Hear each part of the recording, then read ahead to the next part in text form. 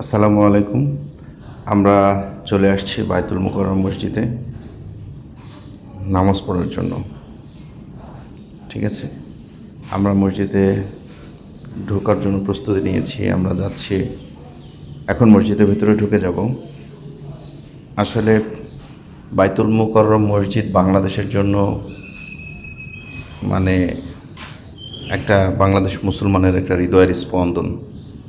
ঠিক আছে, বলতে পারেন আমাদের দুর্বল, আমরা যারা মুসলিম আছি তাদের একটা দুর্বল স্থান। এটা নিয়ে কথা বললে আসলে আমাদের সহ্য করতে পারি না।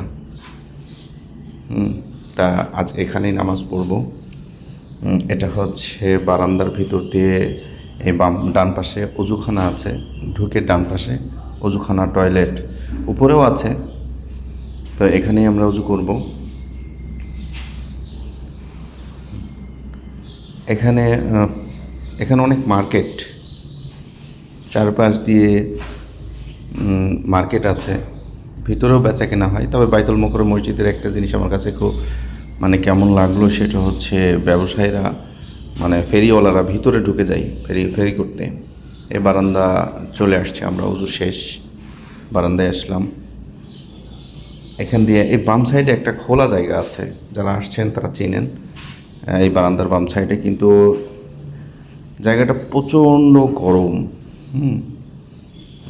এটা একদিক দিয়ে থাকাও ঠিক আছে, যে কিয়ামতের মাঠ কেমন গরম হবে এটা দিয়ে কিছুটা উপলব্ধি করা যায়। এটা বলা যদিও ঠিক না, তো খুবই গরম, দৌড়াদৌড়ি করে মানুষ। আমরা ভিতরে চলে আসছি। ভিতরে সকাল সকাল না আসলে ভিতরে জায়গা একবারে এসিতে জায়গা পাওয়া কঠিন, যা পাওয়া যাবে না, আমরা পাইনি। আমরা বাইরেই বসবো। আমরা বেশ কিছু ঘোরাঘুরি করলাম, যে আসলে কোনো দিন আসা হয় না, তো তাই দেখলাম প্রচুর মুসল্লি, অনেক বেশি মুসল্লি হয়েছে। এটা একবারে শেষের বারান্দাটা, যেটা নামাজ পড়া শেষ করলাম। এখন এই যে দৌড়াদৌড়ি শুরু হয়ে গেছে, এই গরমের জন্য এটা কিন্তু দৌড়াদৌড়ি করছে, পা রাখতে পারছে না, কারণ এখানে স্যান্ডেল পরা নিষেধ। আমি নিজেও দৌড়াদৌড়ি করেছি। এটা নিয়ে শুধু একটা জিনিস চিন্তা করেছি, কিয়ামতের দিন মাঠের উত্তপ্তটা কেমন হবে, যেদিন সূর্যটা আমাদের মাথার আধা হাত উপরে চলে আসবে। আল্লাহ আমাদেরকে মাফ করে দিও।